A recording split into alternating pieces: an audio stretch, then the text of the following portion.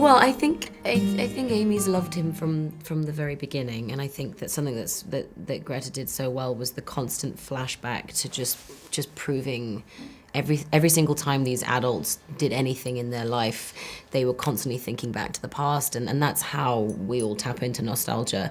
And I think one of the things that you've got to see all the way through Amy's life is just how much she's adored him from such a young age to then as a grown woman. And I also think, we were discussing this the other day, Laurie and Joe have constantly been, well, especially in this version, been kind of described as similar people and other halves of one another. And so Saoirse and I were quite shocked to realize that Amy's loved essentially Joe's other half. And how those parallels are quite interesting. And obviously later on in their life, she becomes like an educator to him. She keeps him in shape and she keeps him, I suppose, focused.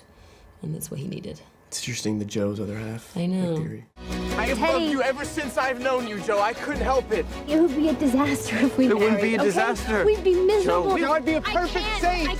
I think Joe has that beautiful speech in the field where she says we wouldn't be fit for one another, and it's true, like people that are socially compatible or colloquially compatible or something like that, or in their youth, that does not mean that, that it's meant to be for life. And this would be the worst way to look at it, but Laurie has a line in the movie where she says she calls me my lord, and that's certainly not what the function of the relationship is. But there's a truth in that. I think Amy and Laurie get to like fulfill things for one another or play things for one another, and that could be, if not lifelong satisfying, that certainly an immediate, something that's not only satisfying but a healthy reciprocal feedback loop, as opposed to, like I said, Joe has that speech where like we would be angry at each other all the time, we'd be at each other's throats, and that's what I like, without giving anything away. 150-year spoiler alert. But when he sits down with her, or when Laurie sits down with Joe in the attic, and she doesn't know he's gotten married yet, and he says to her, "You were right. Like we were totally incompatible." And she's sitting there like, "Oh God." That's my favorite scene of Saoirse's in the movie. Not the one that I'm in, but the one where she collects herself at the doorway before she speaks to you. I think that's her best. Yeah. I am not the relationship expert, so I don't know. I'm saying. In fact, maybe for those two people, maybe a marriage counselor, a relationship therapist right now would be like, "That is wrong. That's wrong." Timmy, what are you doing? But in regards to what Joe's character says, that dynamic that we see at the end of the movie that's beginning between Amy and Laurie makes sense. Well, also Amy gives something to him, which is she desires him. Like she loves him on a different level, and that's what they bring out in one another. My girls have a way of getting into mischief. Well, so do I. This is Meg, Amy, Beth, and Joe.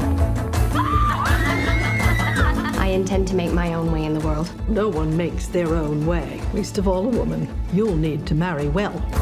You are not married, aren't you? Well, that's because I'm rich. My mum, I remember when I was going through a really horrid first, like brutal, ow, my organs are dying. And I remember my mum said, it hurts a millimeter less every single day. And I remember when she said that, it was day one of it, the breakup happened yesterday, and I was like, a millimeter every day. And she was right. A month later, it was like my organs had started to heal. But knowing that was nicer, that every day gets better. Yeah, it's a good way to look at it. That's a healthy. Still shit, though. Yeah, still shit. Yeah.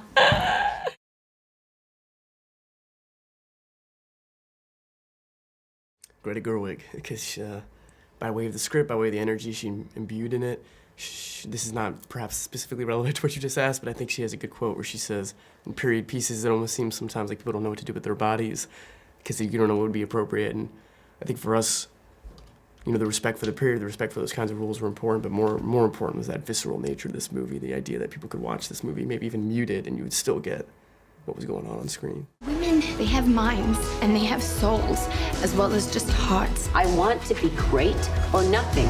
And they've got ambition and they've got talent as well as just beauty. And I'm so sick of people saying that love is just all a woman is fit for. I'm so sick of it.